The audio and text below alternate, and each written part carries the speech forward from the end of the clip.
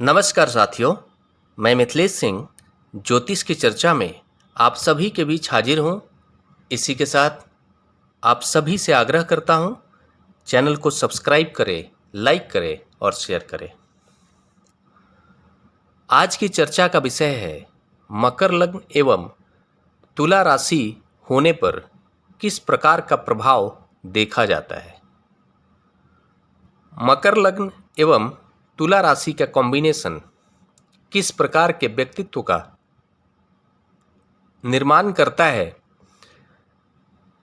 मकर लग्न एवं तुला राशि होने पर जातक का व्यक्तित्व किस प्रकार के गुणों वाला होता है, व्यक्तित्व को कौन से क्षेत्र आकर्षित करते हैं, कदकाठी कैसा होता है, मूल सोच कैसा होता है, पसंद कैसा होता है और मन के ऊपर कौन से ग्रह का नियंत्रण होता है। इस कॉम्बिनेशन में मन को कौन से क्षेत्र आकर्षित करते हैं, इन सभी बातों की चर्चा करेंगे। आप सभी के सामने ये मकर लग्न का चार्ट है।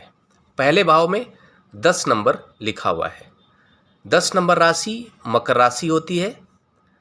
इस लग्न चार्ट में चंद्रमा 10वें भाव में, जहाँ पर 7 नंबर लिखा हुआ है, ये 10वां भाव है, यहाँ पर चंद्रमा विराजमान है। 7 नंबर राशि तुला राशि होती है, इसलिए जातक की राशि तुला बन गई। मकर लग्न एवं तुला राशि का कॉम्बिनेशन आप सभी जानते हैं, मकर राशि के स्वामी ग्रह शनि होते हैं, इसलिए इस लग्न चार्ट में शनि लग्नेश है और राशि के स्वामी ग्रह शुक्र हैं। तुला राशि के स्वामी ग्रह शुक्र होते हैं, इसलिए राशि के स्वामी ग्रह शुक्र हैं और कर्मेश भी शुक्र हैं। 10वां भाव कर्म भाव भी कहते हैं। इस कॉम्बिनेशन के अंदर यह देखा जा रहा है कि शनि के प्रभाव में जातक का व्यक्तित्व रहने वाला है। शनि के प्रभाव से जातक के व्यक्तित्व का निर्माण होने वाला है। शनि की जिम्मेदारी है कि जातक के व्यक्तित्व का निर्माण करे। इसके परिणाम स्वरूप जातक जिद्दी होगा, जुझारू होगा, स्पष्टवादी होगा, न्यायिक होगा, न्याय के प्रति श्रद्धावान होगा। ऐसा जातक अनैतिक कार्यों को देखकर उसके खिलाफ आवाज उठाता है। मकर राशि अग्नि तत्व राशि के अंतर्गत आता है। इस कारण से मकर लग्न का जो जातक होता है उसके अंदर विशेष लेवल का संघर्ष करने की क्षमता भी देखी जाती है और साथ में धैर्यवान भी होता है। मकर लग्न का जो जातक होता है न्यायिक प्रवृत्ति का जातक होता है। इस कारण से ऐसे लोगों को बहुत ही संघर्ष करना होता है। आप कुल मिला के यह मान सकते हैं शनि लग्नेश है, इसलिए जातक को संघर्ष करना ही होगा। संघर्ष करने का सिर्फ एक मात्र उद्देश्य होता है। शनि का उद्देश्य होता है कि जातक जिस चीज को पाना चाहता है उसके काबिल बन जाए। शनि इसीलिए रगड़ते हैं, संघर्ष कराते हैं, ताकि आपको जो चीज प्राप्त हो उसका मूल्य पता हो। साथ में इस कॉम्बिनेशन के अंदर राशि के स्वामी ग्रह शुक्र हैं।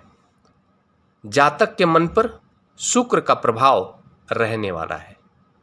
शुक्र के प्रभाव में जातक का मन भोग विलास के प्रति, लग्जरी लाइफ को जीने के प्रति आकर्षित रहने वाला है।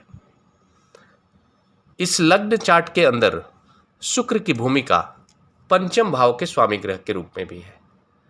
पंचम भाव शिक्षा का भाव और संतान का भी भाव है।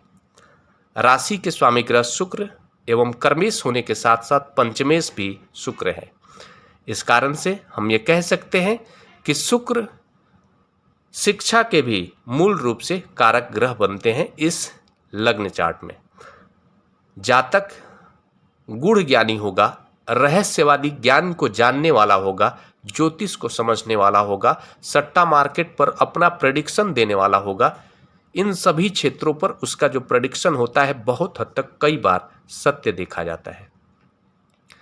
साथ में हम ये कह सकते हैं कि जातक मैक्सिमम उसके जो जीवन फ्रेंड होंगे, जो उसका जो सर्कल होगा दोस्तों का, उसमें बहुत सारे उसके दोस्त अपोजिट सेक्स के हो सकते हैं।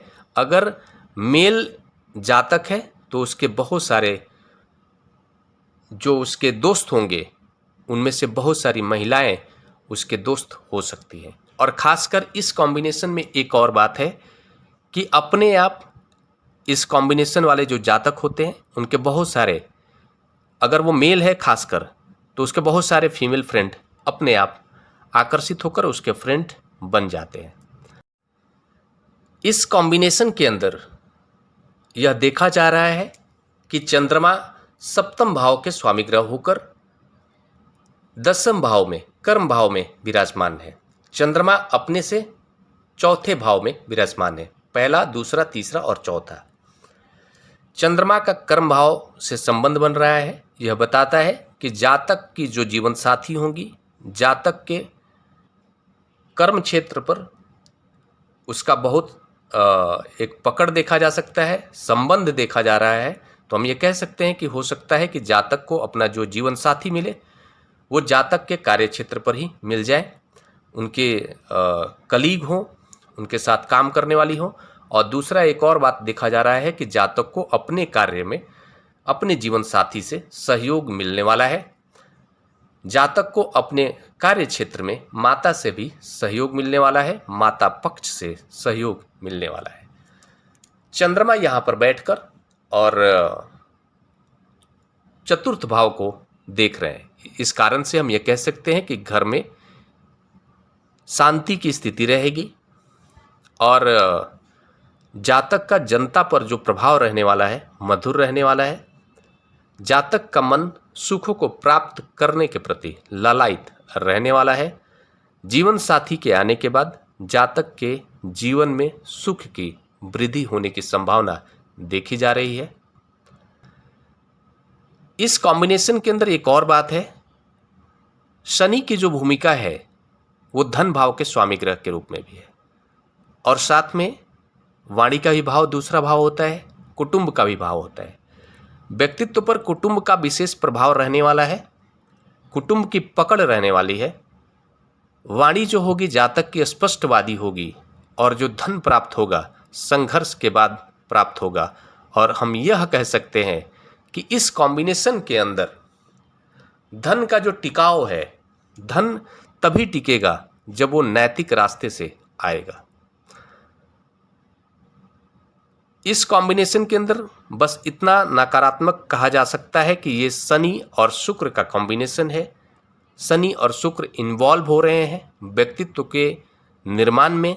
इस कारण से यह कहा जा सकता है कि थोड़ा सा ये कॉम्बिनेशन चरित्र को कमजोर करने में अपनी भूमिका निभाता है, इसलिए सावधान रहने की आवश्यकता है। ये जो प्रभाव बताए गए हैं ये सामान्य प्रभाव है, जरूरी नहीं है कि जो कहा गया है ऐसा ही हो। सभी प्रभावों में कमी और बढ़ोतरी दोनों देखा जा सकता है।